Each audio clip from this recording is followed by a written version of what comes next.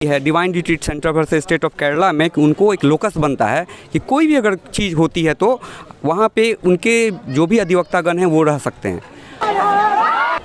नमस्कार, आप लोग को बता दें तकरीबन 2.5 घंटा से चल रही है जांच और ये जांचों उपरांत अभी तक क्या हुआ नहीं हुआ कुछ खबर नहीं है। गेट के बाहर है हम और कुछ एडवोकेट भी यहाँ पे बगल में थे, उन लोगों का क्या है समस्या वो भी जानना चाहेंगे। आखिरकार उन लोगों को अंदर क्यों नहीं जाने दे रहा है और क्या बात है क्या समस्या उन्हीं लोग से सुनाएंगे। बहरहाल आप लोग को बता दें कि पूरे बिहार में आज 42 ठिकानों पे ये सीबीआई जांच चल रही है और तकरीबन 4 ऐसे नेता का नाम आया है जिसके मतलब जिस पे छापामारी चल रही है। वो आज हम मधुबनी में है, मधुबनी में फयाज अहमद जो है उनके यहाँ छापामारी उनके आवास पे चल रही है, उनका मेडिकल कॉलेज है वहाँ और बहुत ऐसे जगह है वहाँ पे छापामारी होना है।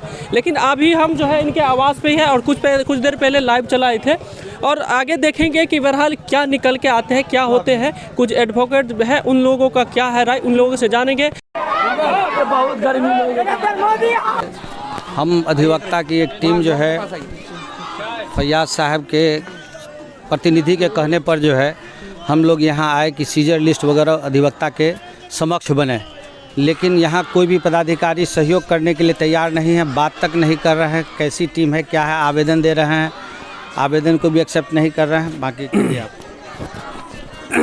मैं अधिवक्ता प्रकाश मनीजा व्यवहार न्यायालय मधुबनी से, और ये एक रीडिंग टीम के जो प्रिजाइडिंग ऑफिसर हैं उनको हम लोग एक आवेदन दे रहे हैं जिसमें हम लोग बताए हैं कि फयाज साहब के प्रतिनिधि महोदय के द्वारा ये चीज़ कहा गया है, उनके द्वारा आग्रह किया गया है कि जो न्याय की जो व्यवस्था है उसमें 100 और 101 सीआरपीसी के तहत कि जब भी रेड सर्च एंड सीजर के प्रोसेस होगी उसमें या तो स्वतंत्र साक्षी होंगे, स्वतंत्र लोग होंगे या अधिवक्तागण होंगे। अधिवक्ता जो हैं सो वैसे भी ऑथराइज हैं अपने मुवक्किल के लिए, किसी भी समय उनके खिलाफ़ कोई भी प्रक्रिया हो रही है तो ये व्यवस्था दी गई है divine retreat centre versus state of Kerala में कि उनको एक लोकस बनता है कि कोई भी अगर चीज़ होती है तो वहाँ पे उनके जो भी अधिवक्तागण हैं वो रह सकते हैं।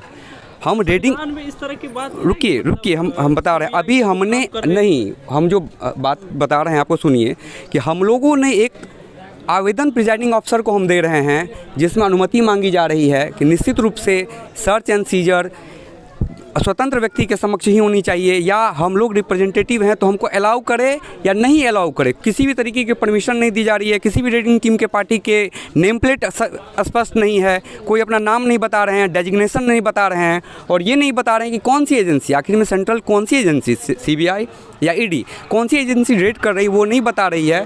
और यहाँ पे काफ़ी मॉब है।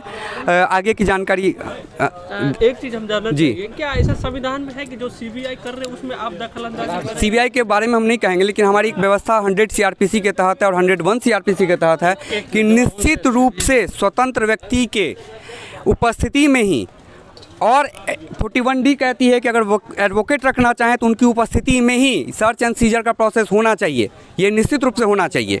और ये व्यवस्था है यहाँ पर, न तो स्वतंत्र साक्षी है न एडवोकेट को अलाउ किया जा रहा है।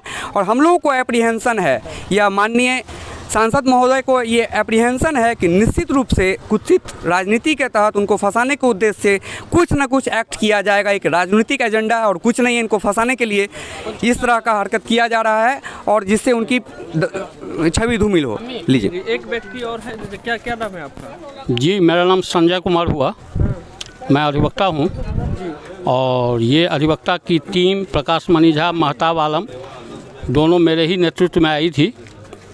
मुझे माननीय सांसद साहब के द्वारा संवाद भिजवाया गया कि उनके आवास में छापेमारी की जा रही है, आप जाकर के देखें और सर्च एंड सीजर की प्रक्रिया वहाँ पर जो हो रही है उसे अपने सामने में करवाएं, क्योंकि उन्हें इस बात की आशंका थी कि उनके एब्सेंट में उनके राजनीतिक प्रतिद्वंदी उनके घर में कुछ अवैध सामान रखवा करके भी और अवैध कागजात रखवा करके भी उन्हें उस मुकदमा में फंसाने का प्रयास करेंगे।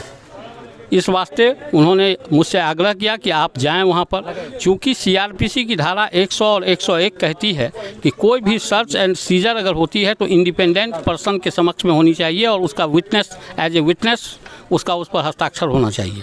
इस नाते भी हम आए थे और एडवोकेट अगर है तब तो और ही अच्छी बात है।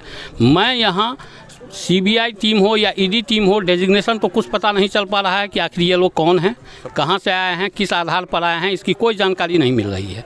पूछने पर भी कोई नहीं बता रहे हैं कि किस टीम से आए हैं। फिर भी हम जांच में सहयोग के वास्ते यहाँ पहुँचे हुए थे कि जांच में उनको सहयोग किया जाए और सर्च एंड सीजर की प्रक्रियाएँ कानूनी रूप से सही ढंग से उसका पालन करते हुए बने। लेकिन यहाँ पर उन लोगों के द्वारा अपना डेजिग्नेशन भी नहीं बताया गया, अंदर भी हम लोगों को नहीं जाने दिया गया। और जब एक आवेदन अभी हम लोग दे रहे थे इस आशय का कि हम लोगों को आप वहाँ रहने दें, तो आवेदन भी स्वीकार नहीं किया गया। जी, यही स्थिति है। अब तक के लिए इतना ही। जय हिंद, जय भारत।